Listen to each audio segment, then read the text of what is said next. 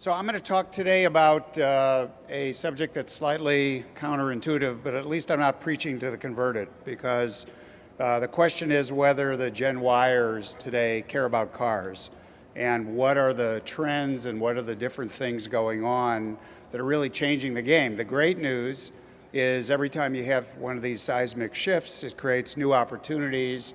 And I'm going to talk a little bit about what those opportunities are for startups, for new businesses, and also for the OEMs, which is equally critical concern for them. But to give you some idea, I'm a car guy. I drive a lot of tricked out AMG Mercedes. Today's kids, today's actually Gen Yers, which we define as 16 to 34, not so much. In fact, Auto News had a recent survey, and owning a car and driving a car just under going to the dentist, okay? So pretty frightening. But that's the world that we're living in, and it's driven in part by changes that are going on in the economy, and I'm going to talk about some of the specific drivers. But also, more generally, the whole world has shifted in a couple of really important ways. Number one, brand loyalty, which used to drive connections to vehicles, now much more a situation of instant gratification. It's not like worth waiting for. Experts in the industry sort of morphing into peer commentary, peer evaluations, things like that. And the whole idea of luxury status cars and things like that is morphing into, I want more time, I want more media, I want more experiences. I'm not really into objects. I'm sort of not an owner, I'm a user. And one of the great expressions of all time is nobody ever washed a rental car. Maybe you have, but by and large, it's like they can take it back with the soda cans and the cigarettes and everything else.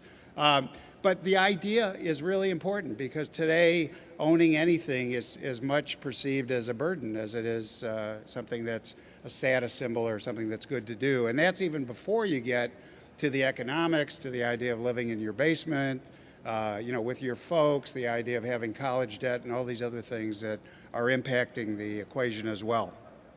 And then here comes the web. And the web, if the cars used to represent one really important thing, it was probably independence. And today, kids feel, and the web and the connections that mobile and the web are bringing about have really changed that game as well to an amazing extent.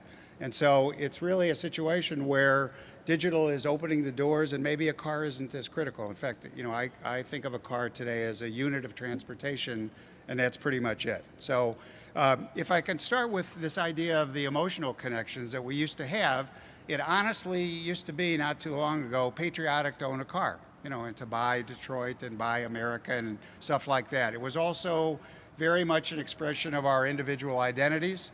And lastly, it was about status. And depending on the car that you owned, it was a big deal. So, see the USA in your Chevrolet, sort of, Chevy is like a rock. All these different kinds of things were things that we used to, take very personally and think were significant. Even more to the point was this idea that, driving a big car, the doctor at the end of the block was successful because every year he got a new Cadillac.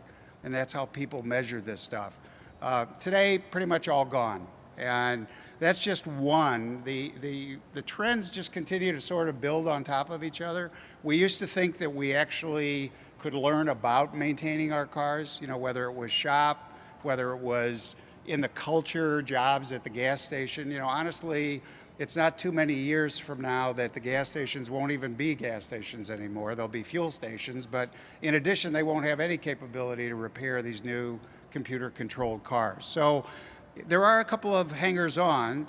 The West Coast and sort of certain portions of the population still regard their cars as vehicles of expression, and so that's still happening a little bit, but by and large, it's not a component of our culture today.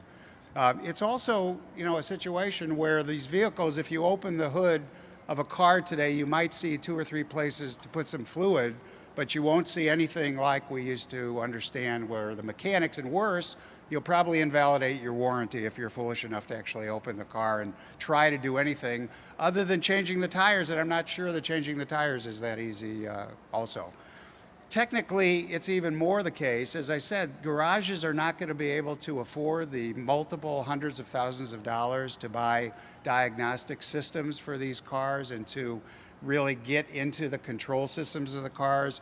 You're not going to see neighborhood garages. You're not going to see all of these kinds of places, which was another place where, you know, sort of hanging on and following the grease monkeys, we could learn a little bit about the cars and connect to the cars.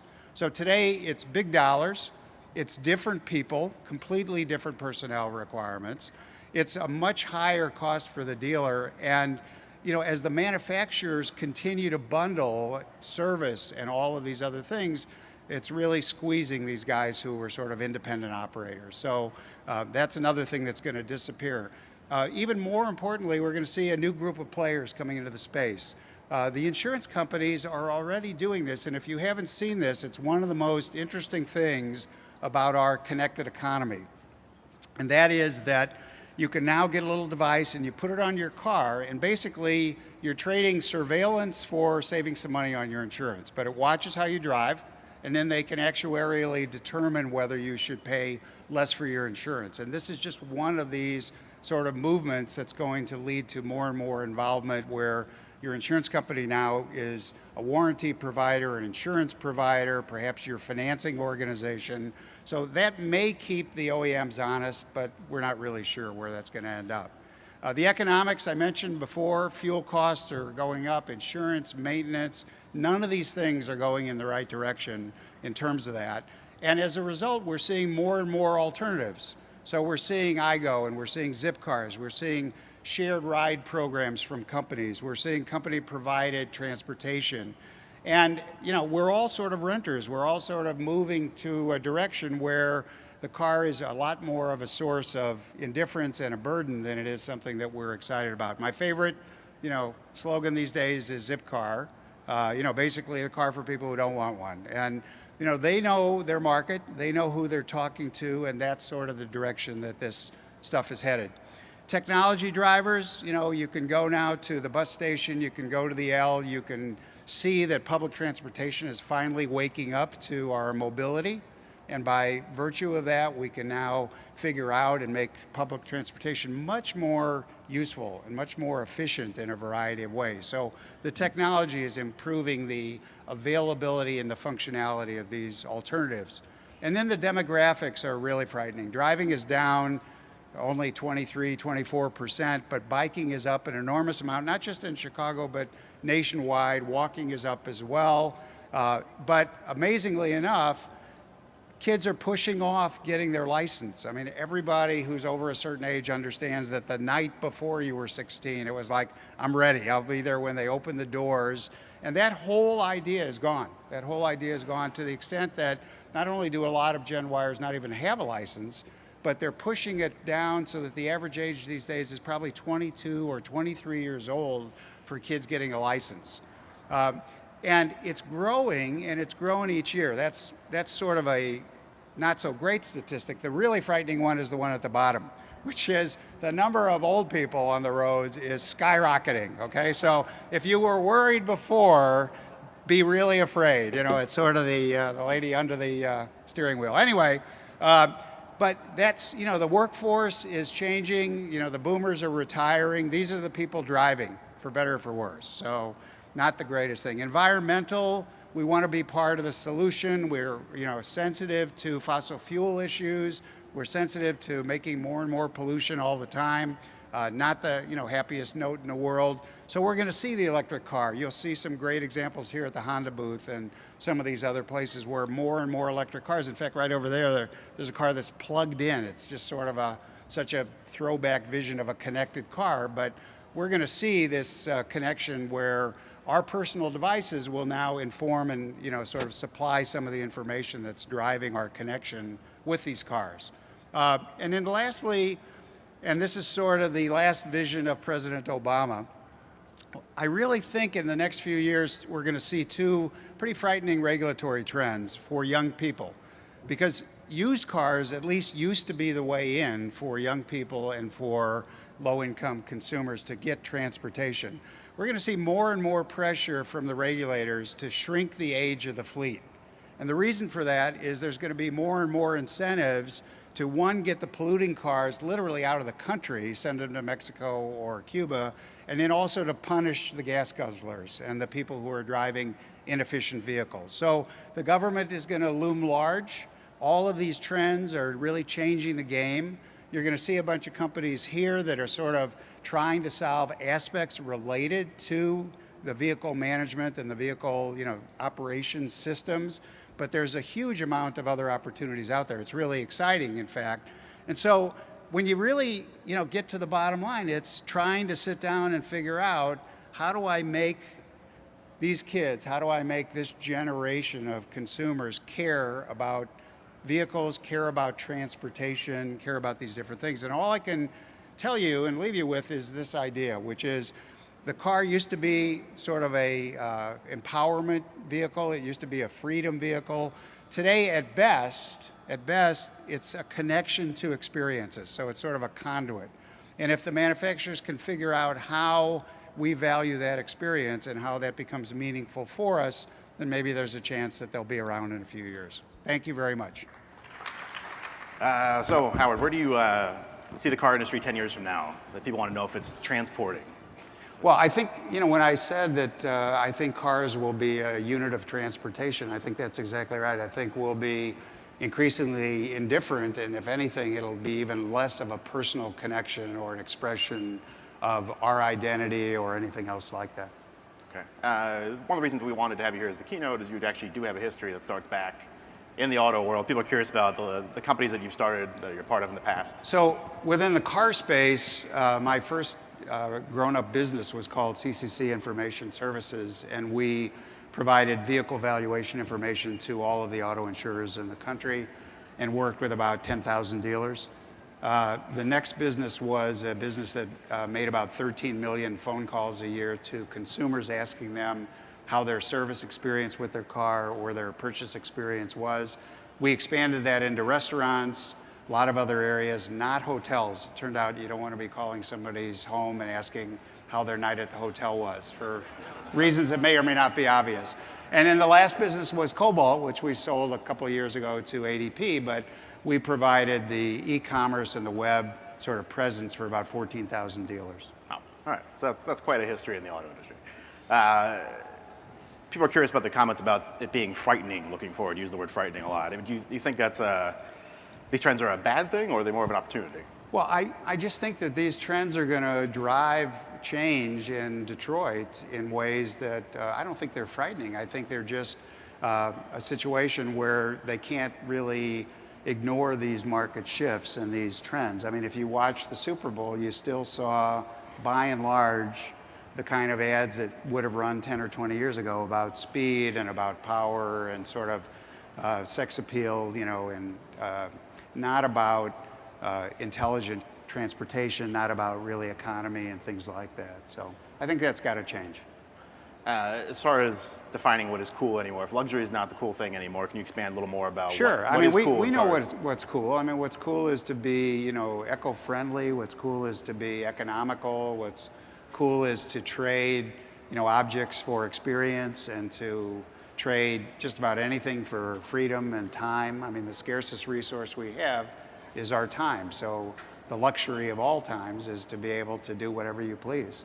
And, a lot of people regard the car as an issue as to parking, which we'll hear much more about, an issue as to maintenance and cost, and all of those pointers are headed north. They're not being resolved, they're not being eliminated, they're not being made more economic.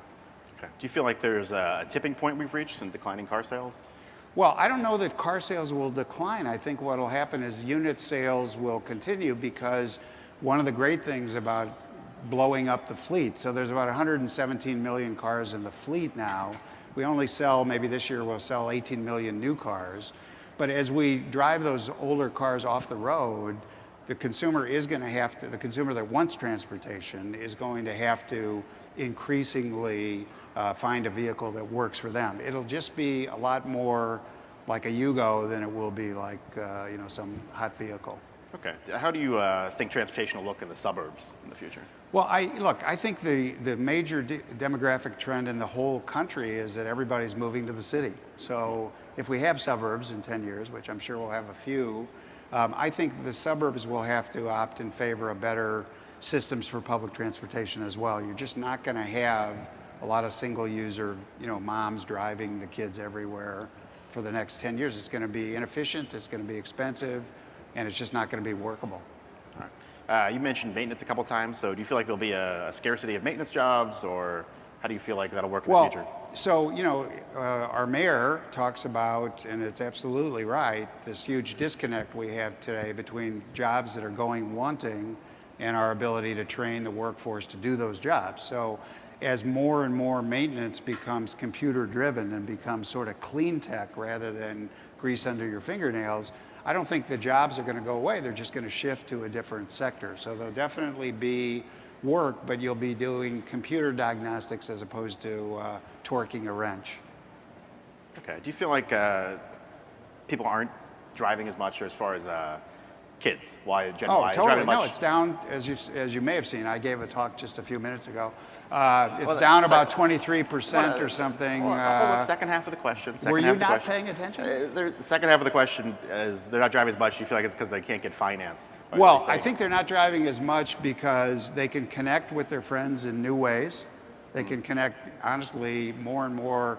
We've already moved past, simply, things like Snapfish and stuff like that. We're really on to Vine, which is video, short-term, immediate video IM communication. And so they're connected all the time. They don't have to drive to places. They don't have to spend the money. So I think there's a lot of different reasons that driving is down, including that there's a segment of these exact people that are just responsible and believe that less driving is a meaningful contribution they can make to our country.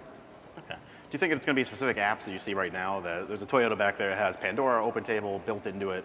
Do you feel like that's the key to connecting with Gen Y, and that's what's going to get them to drive? I think that thinking of the car as an entertainment center is probably sort of it'll come and go. I think much more utility is around the location of parking spaces. When you get in your car, it'll get its GPS instruction from your phone. It'll know your personal routing.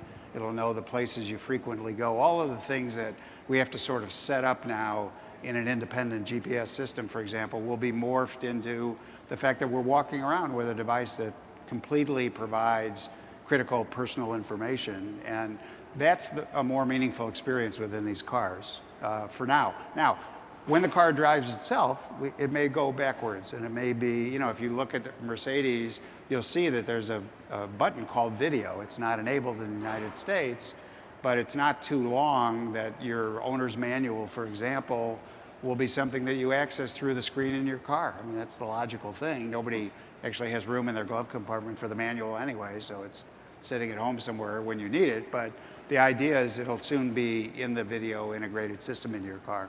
Obviously, currently, trucks and everything, or vans, they're designed specifically for a certain purpose, a certain job. Do you feel like the apps, the actual things they're interacting with, there's a van that'll have a software system, everything built for architects, and people are doing contracting? If you look over at Mercedes, there's one of the, their giant vans that's all tricked out to be a complete portable kitchen with, all the cooking and all the water and everything that you need. Certainly, that's all going to be driven by a system that is an order-taking system, a quality control system, a portion control system. So for special use vehicles, I think you'll see more and more computer integration. I wouldn't call them apps because they'll be actually built into the vehicles. One of the issues is a lot of apps today are independent, and the first generation of apps was let's make them freestanding on this device. What we've discovered is we really like links. We really like the ability to go further. And so if you have a native app that isn't connected to the web these days, it's actually sort of crippled relative to all of the access to the cloud and all of the other kinds of information that we'd really like to get our hands on when we're using a typical app. Do you feel like people are going to adopt the Google car? Well, I think that the Google car will just be one of a number of different systems. Honestly, I'm more inclined to think that they'll take the medians and replace trains with, high-speed, large volume public transportation systems rather than still saying everybody is going to be driving a one-off car, whether the car drives itself or not. that's really not a solution, a volume or a scalable solution to what we're really talking about, which is you can't make the highways larger than a certain amount. So. Okay. One final question here. Since you've had such a long history in the auto world, what is your next project? Does it have anything to do with the auto industry? So actually, the next project that we're working on is trying to accurately capture your odometer information on your cars. The insurance companies can't figure out how to do it. There's a couple of apps that are sort of getting close to it. It's a hugely important thing for how your insurance is underwritten. It's a measurement of a measurement of the risk that you provide as an insured, because if you drive a lot less, and the problem is, we're all lazy, so the only place we're actually capturing it is at the dealerships. But we are building a system for all the insurance companies that would access in an accurate fashion odometer information. All right. Okay? All right. Awesome. Good. Thank Thanks, you. Seth. Thanks. Appreciate it.